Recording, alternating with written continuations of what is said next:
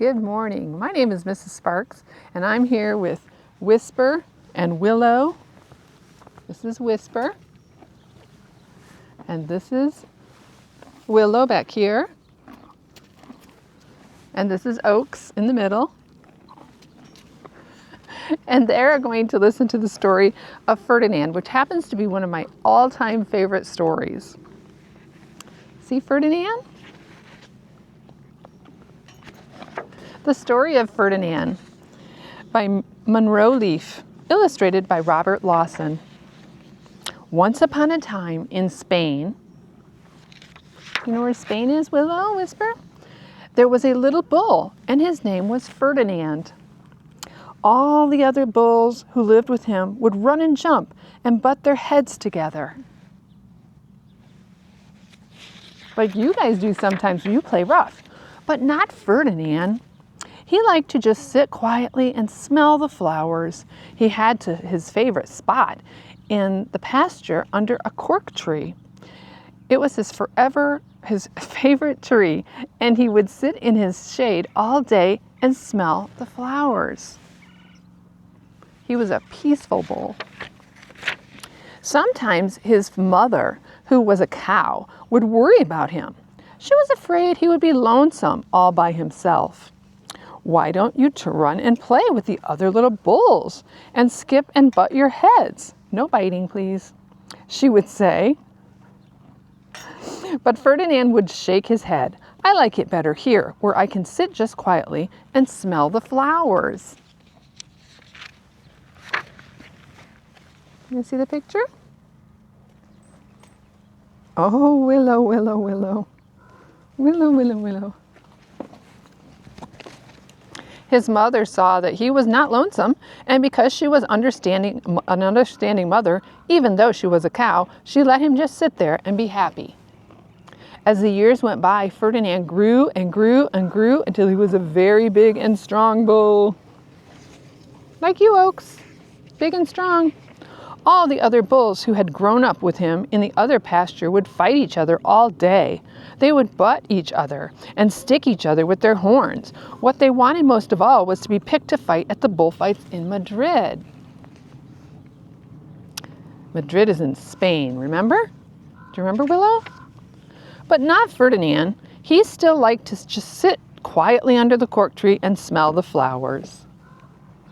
One day, 5 men came in very funny hats to pick the biggest, fastest, roughest bull to fight in the bullfights in Madrid. All the other bulls would run around snorting and butting, leaping and jumping, so the men would think they were very, very, very strong and fierce and pick them. Hi, Oaks. You want to see the picture? Ferdinand knew that they wouldn't pick him, and he didn't care, so he went out to his favorite cork tree to sit down. He didn't look where he was sitting, and instead of sitting on the nice cool grass in the shade, he sat on a bumblebee. Well, if you were a bumblebee and a bull sat on you, what would you do? You would sting him. And that is just what the bee did to Ferdinand. Oh no. Wow, did it hurt? Ferdinand jumped up with a snort. He ran around puffing and snorting, butting and pawing the ground as if it were crazy. The 5 men saw him, and they all shouted with joy. Here was the largest and fiercest bull of all, just the one for the bullfights in Madrid. So they took him away for the bullfight in a cart.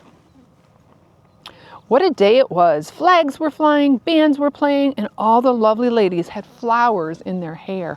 Well, Ferdinand loves flowers, remember? I bet you guys would like flowers. Do you like my yellow jacket? They had a parade in the bull ring. First came the bandoleros with long, sharp pins with ribbons on them to stick in the bull and make him mad. Next came the picadores, who rode skinny horses, and they had long spears to stick in the bull and make him madder. Oh my goodness, that would make him mad. Then came the matador, the proudest of all. He thought he was very handsome, and he bowed to the ladies. He had a red cape and a sword and was supposed to stick the bull last of all. Then came the bull. And you know who that was, don't you? Ferdinand. It was Ferdinand. They called him Ferdinand the Fierce, and all the bandoleros were afraid of him, and the picadores were afraid of him, and the matador was scared stiff.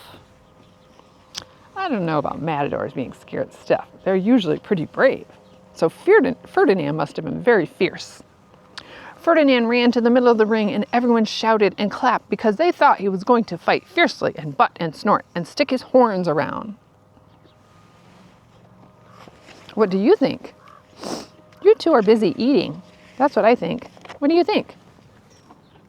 You don't want to know? You don't want to? Okay, all right.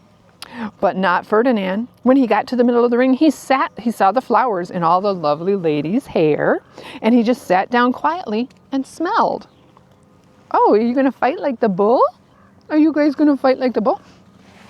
He wouldn't fight and be fierce no matter what they did. He just sat and smelled, and the bandoleros were mad, and the picadores were madder, and the matador was so mad he cried because he couldn't show off his cape and sword. So they had to take Ferdinand home. And for all I know, he's still sitting there under his favorite cork tree, smelling the flowers just quietly. He's very happy. And that is called The Story of Ferdinand by Munro Leaf. And I hope you enjoyed my story today. This is one of my favorites, as I said. And I know that the donkeys enjoyed it. Did you enjoy Ferdinand? Want to take a smell? I think he's smelling for carrots, not for the book. I hope you have a great day, boys and girls. And thanks again for joining me on Reading with Donkeys.